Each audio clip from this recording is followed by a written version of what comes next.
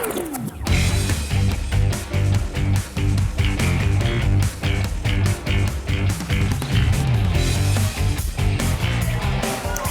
up on Dub Zone, an 8-goal thriller between Victory and Wanderers. A Michelle Heyman match winner grounds the high-flying Roar, and the Knicks into the 6. Wellington eyeing their first ever finals appearance. Hello and welcome to Dub Zone. We are back for 2025. I'm Amy Duggan and delighted to be joined by two-time Ninja A-League winner, Teresa Polias. Great to have you with us. Happy New Year. Happy New Year to you too. And of course our A-League's commentator and our Ginger Ninja here in the studio, Teo Pellizzeri. Welcome. Happy New Year to you. It was a very happy New Year, especially because, T, I think I recall saying in our last show that Sydney FC would get a maximum 3 points between our last Dub Zone and today. And how many did they end up with? They got the one, Teo. Just the one? OK, that's progress. But it's a positive one against City, so I think they're on the up. Welcome. Happy New Year, by the way. Happy New Year, Teo. Well, we are going to talk about that later, but good to see the sledging has already begun. It was a wild end to 2024 in the Ninja A-League, and in case you missed any of it, here's a refresher. It's that time of year again. You're dusting off the Christmas leftovers, you're enjoying some time on the couch, and now, most importantly, you get to enjoy some Ninja A-League action. Steppy Yoshi! A stunner! Looks to shoot from distance and is stuck underneath. It's an early Christmas present for Wellington Phoenix and the Yellow Fever. Lainey Fryer! What a start to her career she is having! 2 weeks in a row. Can you believe it? Yeah, I honestly have no words. Like, I'm stoked. I didn't even know that was a thing. I didn't know that was is it the first time ever? I'm not sure. It's an unreal feeling. And to put it in the back of the net, I'm just doing my job. Erin Healy, her first Ninja A-League goal. She get the crossing, she can, and there is Carly Johnson. It's a good Christmas gift for sure. The vibe's high. I'm throwing a Christmas party at my house. Holly McNamara to get on the scoreboard. She is back. Holly Mack is back. Leyland comes up with the save. Elation for the Mariners. Beatty Code goes out a winner. Her 75th and final Ninja A-League game. Yeah, some great moments, some great goals, and our first ever back-to-back hat-trick, all highlights of the last couple of weeks. But it is a new year through round 10 and plenty to chat about. What were your favourite moments, T, of the last few weeks? It's good to go over the highlights because that is the highlight, the amount of football that we've had going on. I've just loved it. It's got to be Wellington's emergence as a legitimate finals contender. Exciting to see a team that was born in COVID and had such a difficult introduction to this competition, now starting to finally reap the benefits of some really hard work to get set in this competition.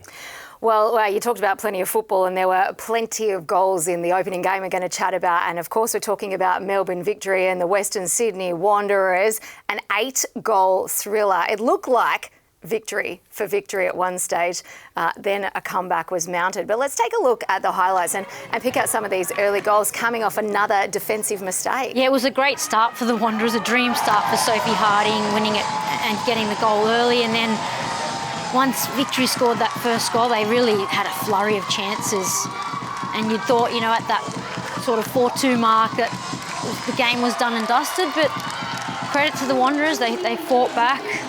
2 late goals, this stunning strike again from Sienna Silvesca. What a left foot she has. Moving into potential Golden Boot contention, I think this is an unlucky moment here for Gemma Ferris. And in the first half, I thought Kush LaRue was clearly onside as well for a goal that would have put Wanderers 2-0 up. So, yes, a goal in the first minute sets the tone for the game, but also, really, it became a shootout. Victory normally love to control matches, but when you cough up a giveaway goal to a player who really, Sophie Harding, that's her trademark, catching defenders in possession, it really opened up a match which otherwise I came in thinking maybe Wanderers get a draw by holding on for a 0-0, not by coming back in a shootout for a 4-4. Well, it was a thriller, and I guess when you think about it, a bit of a coaching change as well for the Wanderers, a positive start with a new coach. We'll talk about the coaches in a minute, but they did come back from 4-2 with 13 minutes to go. Captain Ellis and Sophie Harding again on the score sheet.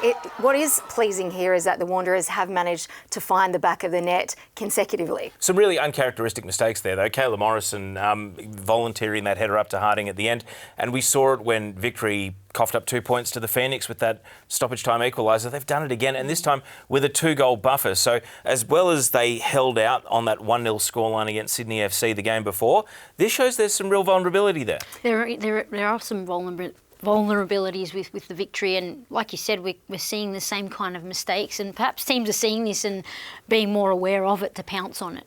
There's also the missing name of Beattie Goad there now, and some reshuffling and working out how they're going to survive without her at the back. Well, I think you mentioned D'Apollonia is quite a utility player, and that's who Hopkins went with for that. At right back. So they kind of went with a back three, and then D'Apollonia right wing back, Alana Janchevski out wide on the left. But Janchevski's never really been a defender, so they left Laura Pickett as an unused sub, and that's after Pickett had an exceptional game against Sydney FC and keeping a clean sheet. So they're still working it out, because Beattie Goad, let's not forget, she's not a left back either, but she was the best one to shoehorn into that position. And now the Victory have no left backs, and they're still trying to work out back three, back four. How would you do it if you're looking to, mount a championship challenge? To be honest, I've never been a fan of a back three, so it is quite a drastic change going from a settled 4 to a 3. So yeah, I'm surprised that he's tinkering that much with it and not just using Pickett back there. You didn't like the back three because the 6 months work. I know what's going on. Yeah.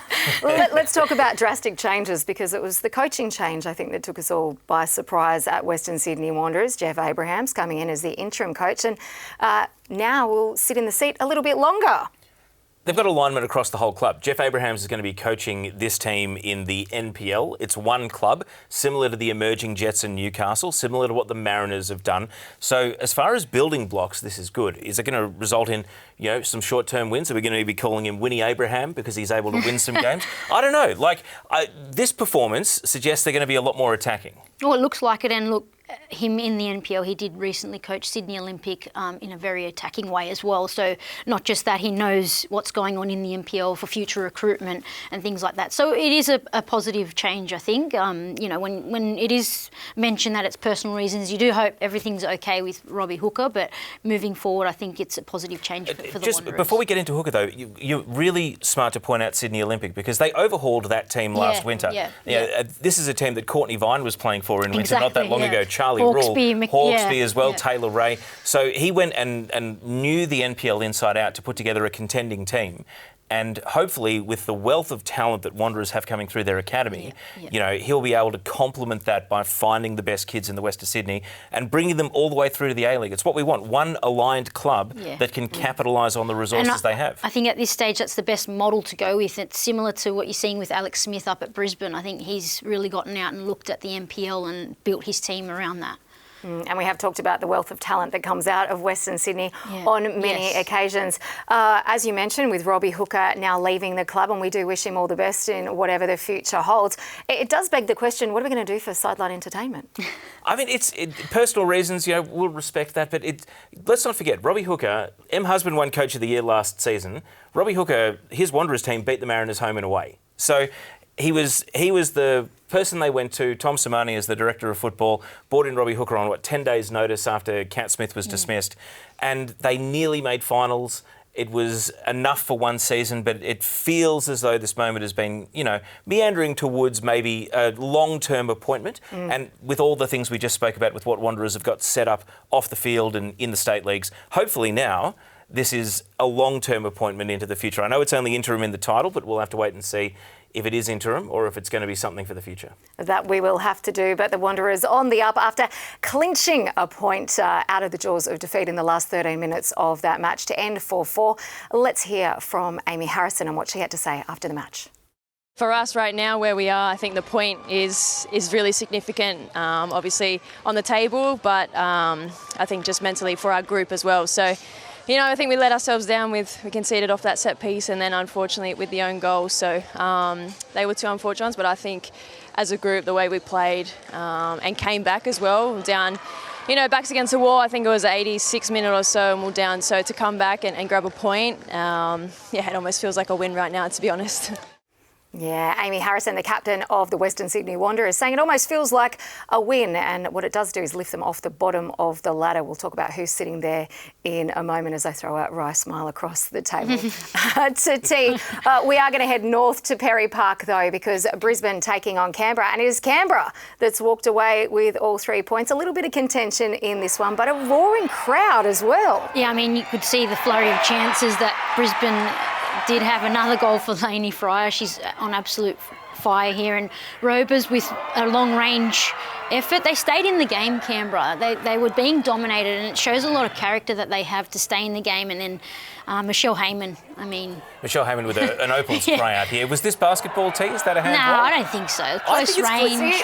Leah Varley has cleared that, and Heyman knocks it into her own path. I think it's clearly a handball. But she's in close range. She had no control over...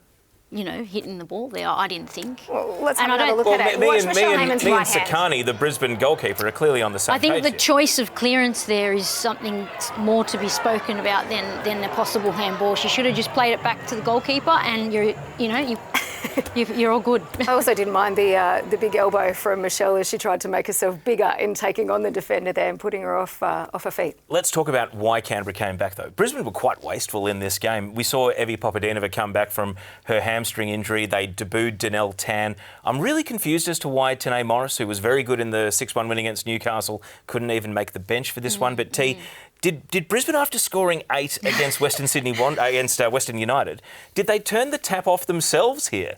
Like it feels as though they were almost their own worst enemy, not converting so many chances. And it was just down to that. One of those games, you sometimes get those games where just nothing wants to sort of go in, and it's glad wrap on the goals. Exactly. And I think that was the case for Brisbane in this game.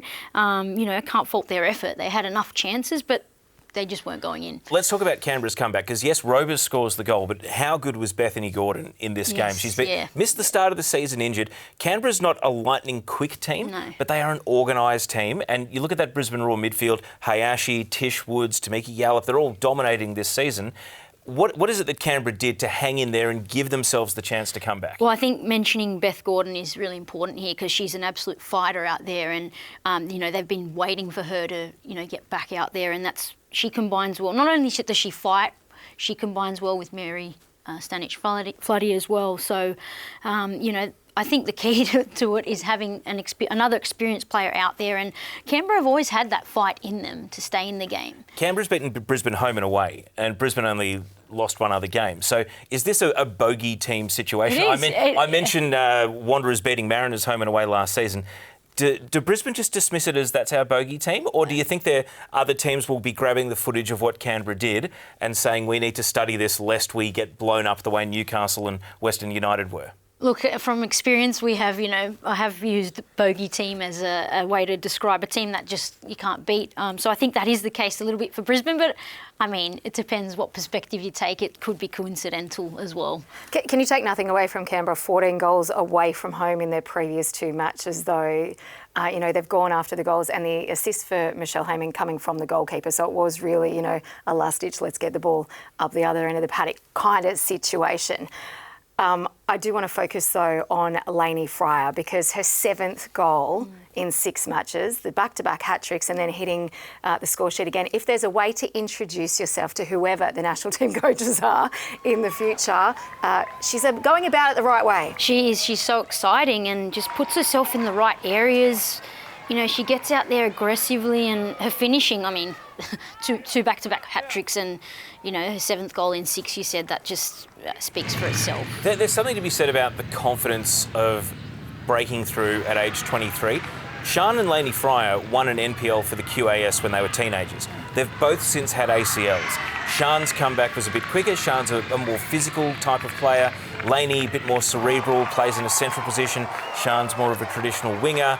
It's great to see that they've got such a great understanding, assisting each other, though. The connection. The sister connection, it's a thing, and they just really complement each other out there. They've got each other's backs, and all the better for Brisbane. But that's why I asked about the raw attackers, like putting Popadinova and Tan and other players back into this.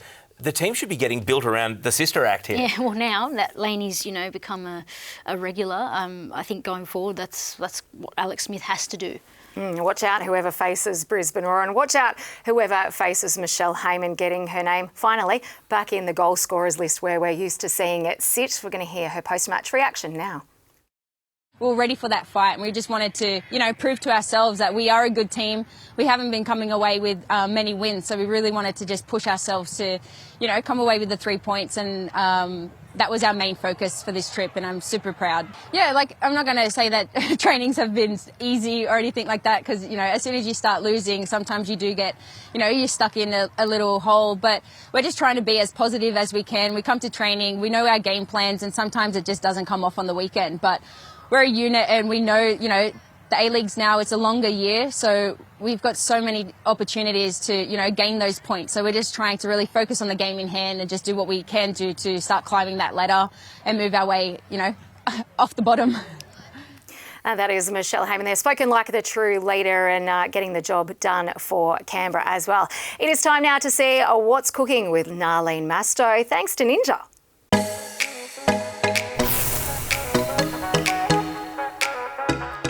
I'm Nalin Mastou with What's Cooking on Socials, brought to you by the Ninja Woodfire Outdoor Oven that can turn any space into an outdoor kitchen. Right, let's kick it off with Matilda's midfielder Emily Van Egmond, who announced her departure from NWSL side San Diego Wave, meaning she's officially a free agent. The A-League's legend mutually terminated her contract after playing 70 games for the club. She took to socials to confirm the news was in fact happening and just said she was excited for the future and the next chapter.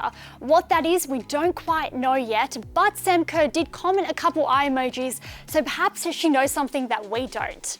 Now, over the festive break, we spotted a couple former Ninja A-League stars in the crowds, one of which was Matilda star Charlie Grant, who returned to Cooper Stadium to support her side Adelaide United during a doubleheader.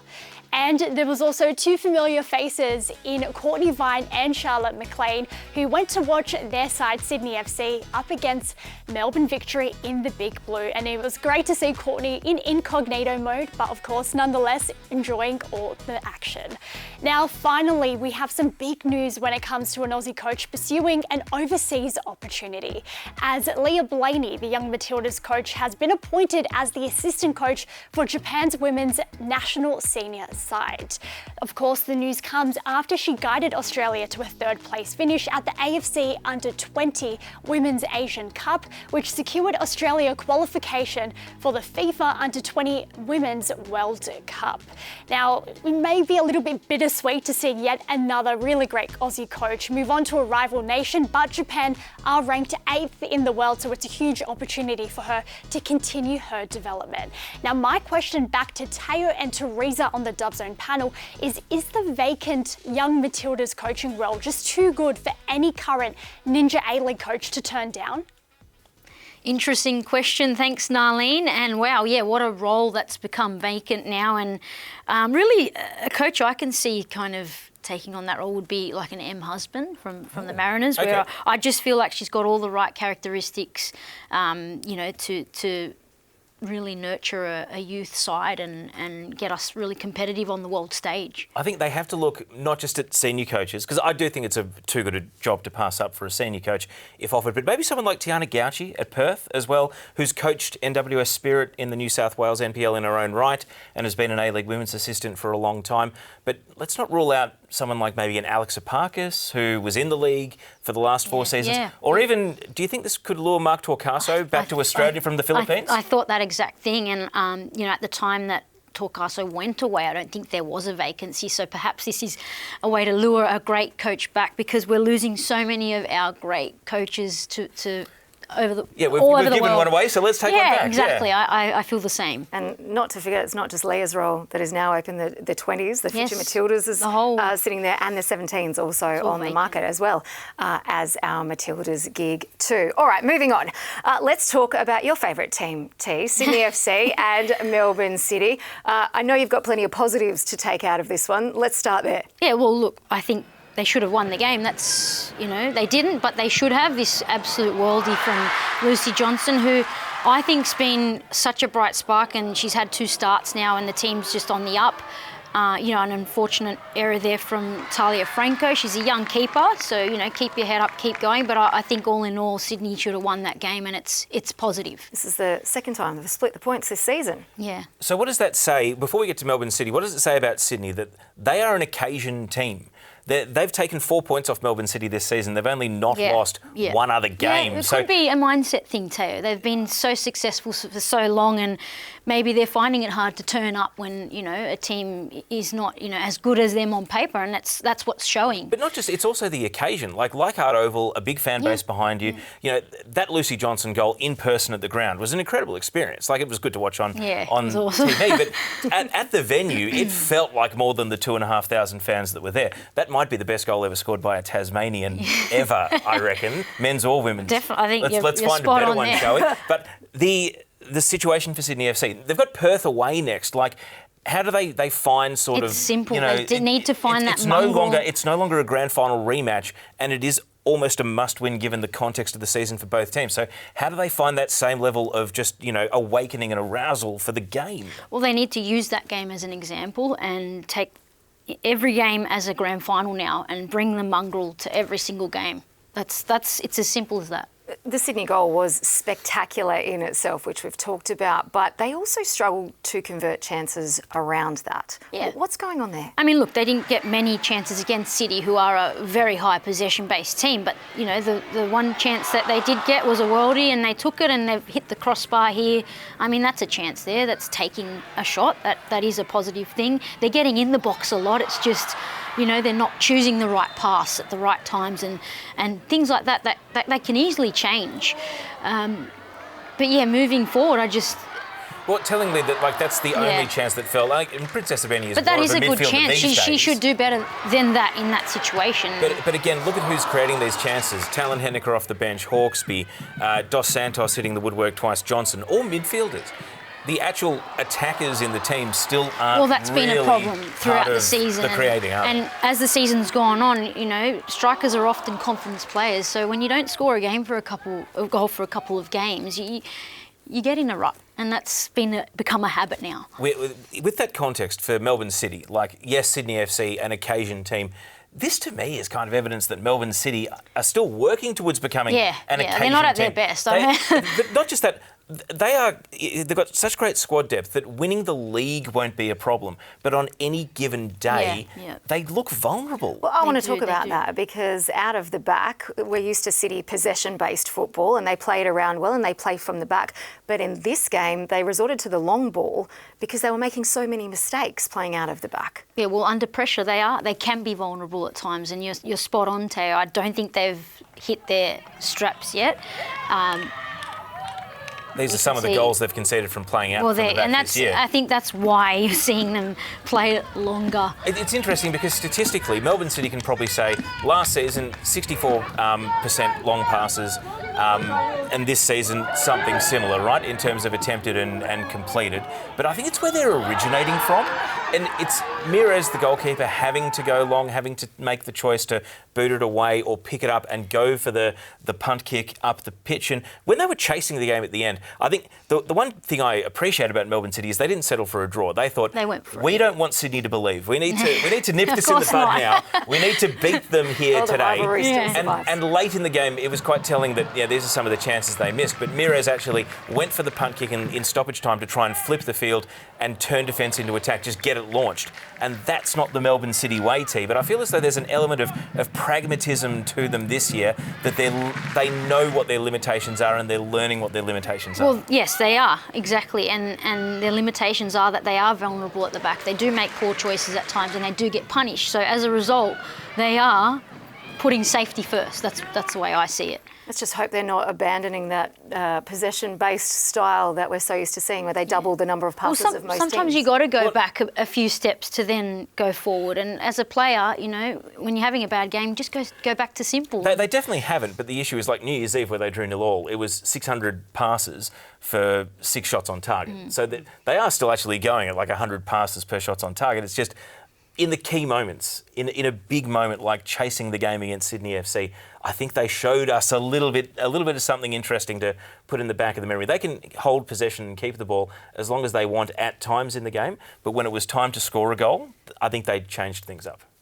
All right, another good moment to come out of the game. Of course, another 30 minutes for Holly Mack. We hope to see those increase over the next couple of weeks. But right now we're going to hear from Sydney FC captain Nat Tobin.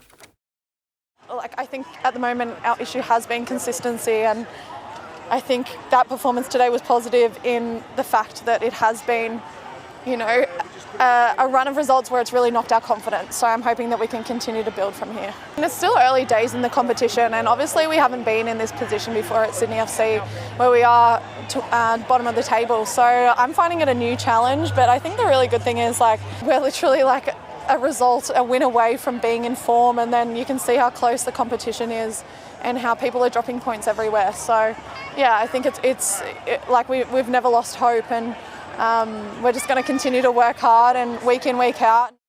Yeah, positive reaction there from Nat Tobin after stealing a point from Melbourne City. And the climb is a big one, and it's a challenge they haven't faced before, but T believes they can get it done. We head across the ditch because the Phoenix hosted Perth Glory. Grace Jarley scoring an absolute belter in Wellington's 2-0 win and puts them into the top 6 for the first time, Teo. And the thing that we're happiest about is that their attackers scored. Grace Jarley and Olivia Ferguson. And Ferguson came into this season carrying so many hopes of the team, T. And they don't have to be a prolific team to keep winning, especially when their defence is a very improved unit. But from an attacking point of view, Perth didn't create much, and Wellington, won a very winnable game. Yeah, pretty much sums it up. And great goal from Jarley.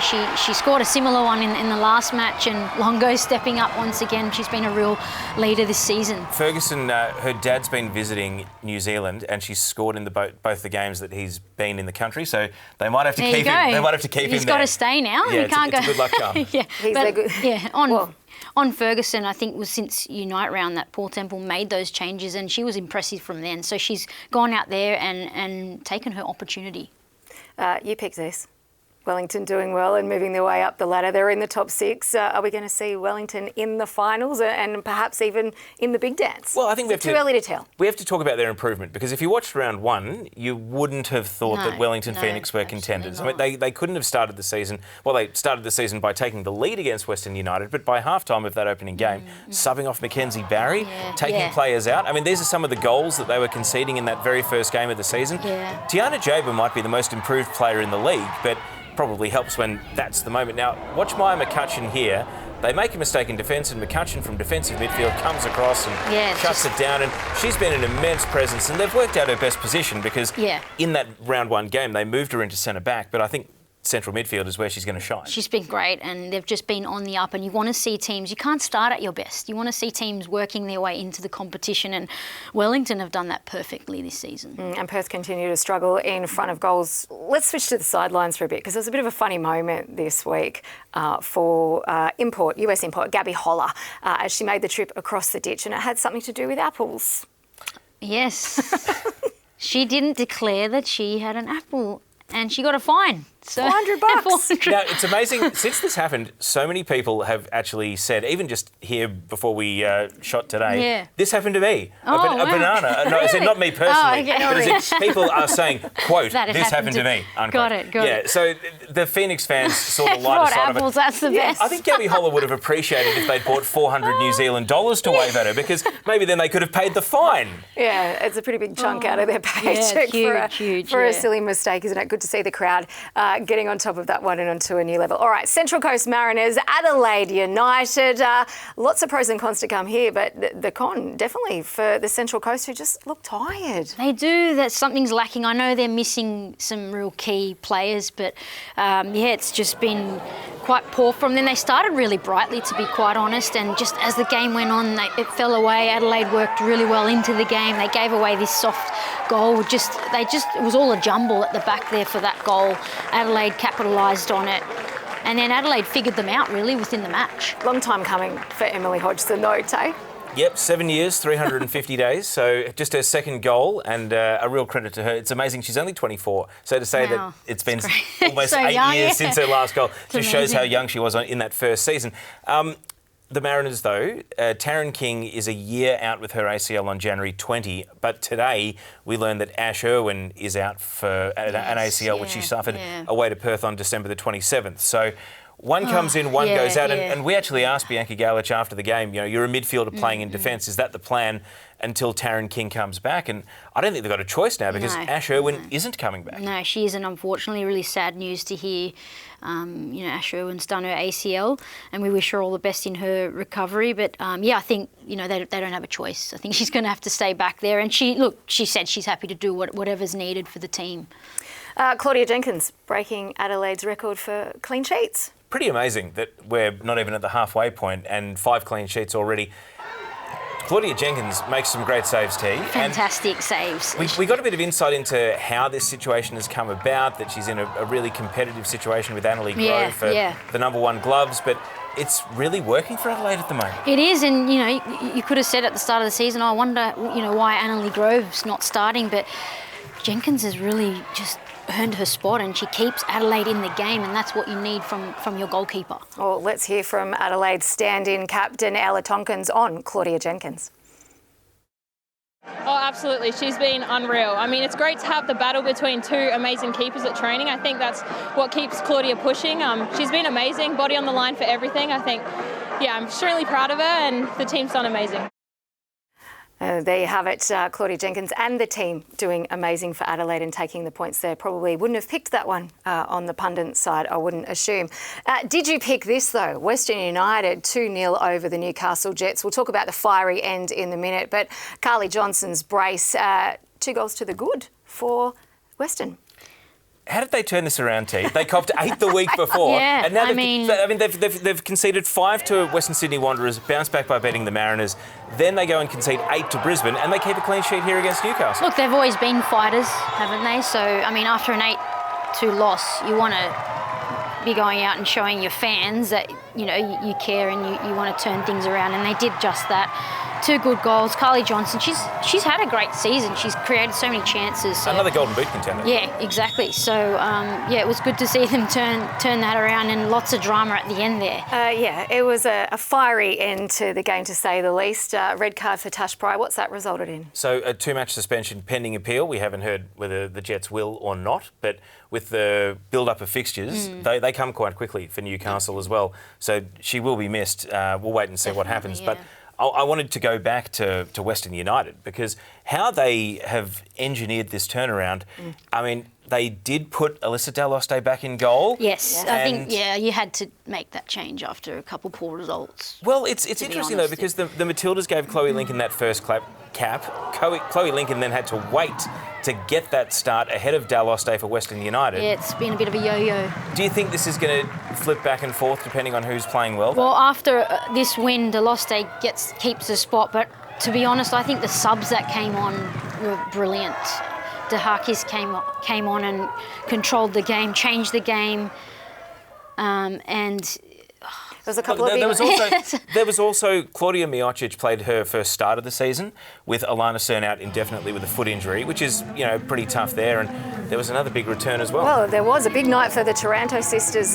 Melissa racking up her 50th, of course, and then her sister Adriana returning from an ACL in 44 weeks. Wow, as well. quick, very quick. Well, we're talking about some of the players that have been out for more than a year, and we're talking about Holly McNamara's very slowly does it come back because it's a third ACL. Well, each player is different, and different, both Taranto sisters have now done an ACL at different stages of their career. Mel, when she was a lot younger, Adriana, of course, in the last year. Yeah. But you've got Chiara Di Demizio laying off another assist. Yes. Miocic playing at centre back. I guess Kat Smith, you got to give her credit here because they've responded, they've made changes, and as much as the results are erratic, you can't be prisoners of the moment too much with this team because they're in the top 6 and they're winning games. And that's Western United for you. They always fight back. You can never count them out. Well, and of course you've got Carly Johnson now sitting second in the Golden Boot, chasing only Lainey Fryer, who sits on top with 7. Speaking of ladders, or ladders of sorts, let's take a look at the Ninja A-League ladder because it is Melbourne City who regains top spot. Of course, they have a game played more than the other sides below them. Brisbane Roar chasing closely. Victory in third. Wellington's, we've mentioned, into the top 6, and the bottom of the table, Sydney sides. Well, this time last year, after 8 or 9 games. We had Perth and Wellington both in the top 6, and they would both convincingly miss the final. So, T, do you see a big climber or a big slider sitting there at the moment? I think we're not even halfway, still so much movement to go. I wouldn't be surprised if there's a few changes, particularly around 4th, 5th and 6th. No one at the top end? Oh, the top end, I think they're pretty set. Maybe possibly... We've got to put Brisbane on a watch list after losing to Canberra home and away. Yeah, perhaps. And Victory a little bit, up and down at times, but I think those 4th, 5th and 6th are up for anyone. Well, we've definitely got plenty of football to come. 9 games over the next 5 days. Kicking off Wednesday evening, Newcastle and Adelaide in Newcastle, 5:30 that one, followed by Brisbane and Melbourne. Victory 7 p.m. at Perry Park. Let's hope they get a crowd like they did last week. Thursday we'll see the Wanderers taking on Wellington at Wanderers Football Park, and of course you can set the TV to Paramount Plus or to 10 Play for all the matches. Perth and Sydney will be a late one for the Night Owls. Eastern Standard kickoff time there of 10 p.m. And then Saturday and Sunday, 5 games across the weekend. Newcastle backing up against Melbourne. Victory, Canberra take on Western, and City and Brisbane, I think, play head-to-head down at Amy Park. They will all be big matches because short 2-day turnaround recovery before backing up. Western Sydney Wanderers play Central Coast Mariners at Wanderers Park, and then Adelaide and Wellington also with that 2-day rest and recovery before backing up as well. So plenty of matches. Just turn the TV on, Paramount Plus or 10 Play, and we've got you covered for the next 5 days, that is for sure. And we say a big thank you also to A-League's commentator Teo Pellizzeri and Teresa for your insight and thoughts today. Plenty of football to watch across the weekend. Which one have you got your eye on the most? Ooh, 10 p.m. Sydney, I think I'll be up and hoping for them to turn things around. These 2 Wanderers games, I'm going to call it now, 4 points. Ooh. I think they'll go undefeated over their next 2. The coaching bounce will help him out. I think, Jeff Abrams, they are going to be calling him Winnie Abrahams because he'll win 1. All right. Well, thank you both. Make sure you tune in for all those games. I'm Amy Duggan. It's been a pleasure to be with you. Enjoy your football over the next few days, and we'll see you next week.